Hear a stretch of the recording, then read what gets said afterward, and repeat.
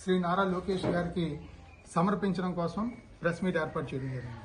Press meet ఏర్పాటు జరుగుతున్నప్పుడు స్టార్టింగ్లోనే ఎవరు కూడా ప్రెస్ మీట్ జరగకూడదన్నది ఒక ఉద్దేశంతో వచ్చారు. అదే రకంగా కావాలని గొడవ పెట్టుకుని ఎస్సీ ఎస్టీ అట్రాసిటీ కేసులు మా మీద పెట్టాలి, ఏదో రకంగా జగ్గంపేట నియోజకవర్గంలో ప్రజా సమస్యల మీద కానీ అవినీతి మీద కానీ గలం ఇప్పి ప్రశ్నించే గొంతు పాటంశెట్టి సూర్యచంద్రని జైలుకు పంపాలన్న దురుద్దేశంతో జ్యోతుల నెహ్రూ గారు కేవలం నవీన్ గారు వాళ్ళ అబ్బాయి ఇద్దరూ కలిపి ఈ తెలుగుదేశం పార్టీ నాయకులందరినీ మా ఇంటి మీదకి ఈరోజు ఉసుగొల్పి అక్కడ ఎట్టి పరిస్థితుల్లోని కూడా అక్కడ గొడవ పెట్టుకుని రెండని పంపించడం అనేది ఎంతవరకు న్యాయం అని చెప్పేసి శాసనసభ్యులు శ్రీ జ్యోతుల నెహ్రూ గారిని మేము కోరుతా ఉన్నాం.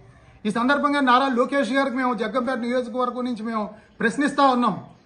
మరి సమస్యల మీద ప్రశ్నించండి, మీ గలం వినిపించండి, మీరు అవినీతి మీద ప్రశ్నించండి, మాట్లాడండి అని గౌరవ చంద్రబాబు నాయుడు గారు గత ఎన్నికల్లో జగ్గంపేటలో బహిరంగ సభలో కూడా చెప్పడం జరిగిందే. మరి మేము మాట్లాడి సమస్యల మీద మాట్లాడి మరి అవినీతి దోచేస్తా ఉన్నారు, మట్టి దోచేస్తా ఉన్నారు, ఇసుక దోచేస్తా ఉన్నారు అని చెప్పేసి ప్రెస్ మీట్ పెట్టి సమస్యలు నేను ప్రజల్లోకి తీసుకువెళ్లి నారా లోకేష్ గారికి దృష్టిలో పెట్టడం కోసం నేను ప్రయత్నం చేస్తుంటే మా మీదకి కొట్టడానికి వచ్చి దౌర్జన్యంగా వచ్చి మమ్మల్ని తోసి అంత రచ్చరచ్చ రాద్ధాంతం చేయాల్సిన అవసరం ఏముంది? ఇది ప్రజాస్వామ్యమా? ఇది కూటమి ప్రభుత్వానికి తగునా అని చెప్పేసి అడుగుతా ఉన్నాం.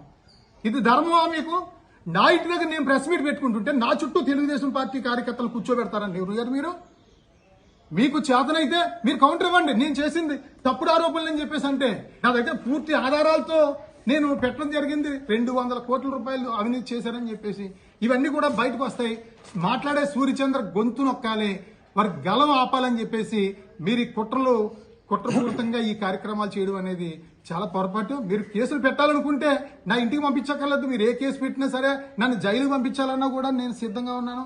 మీరు ఏ రకంగా తప్పుడుగా అణచివేయాలని చెప్పేసి మీరు అనుకుంటే తప్పనిసరిగా నేను జైలుకి వెళ్తాను. నెహ్రూ గారు మీ కక్ష తీర్చుకోవాలి. సూర్యచంద్ర అనేవాడు బాగా మాట్లాడుతున్నాడు, సమస్యల మీద మాట్లాడుతూ ఉన్నాడు, మేము చేసే అవినీతి అంతా బయట పెడుతున్నాడని మీకు కక్షగా బాధగా ఇబ్బందిగా ఉంటే మీ ఇష్టం జైలు పంపించండి, నేను సిద్ధం. పోలీసు వారు దీని మీద విచారణ చేసి నా ఇంటి మీదకి వచ్చి నా మీద దౌర్జన్యం చేసిన తెలుగుదేశం పార్టీ నాయకులు అందరి మీద చర్య తీసుకోవాలని చెప్పేసి పోలీసు వారికి ఈ సందర్భంగా విజ్ఞప్తి చేస్తా ఉన్నాం.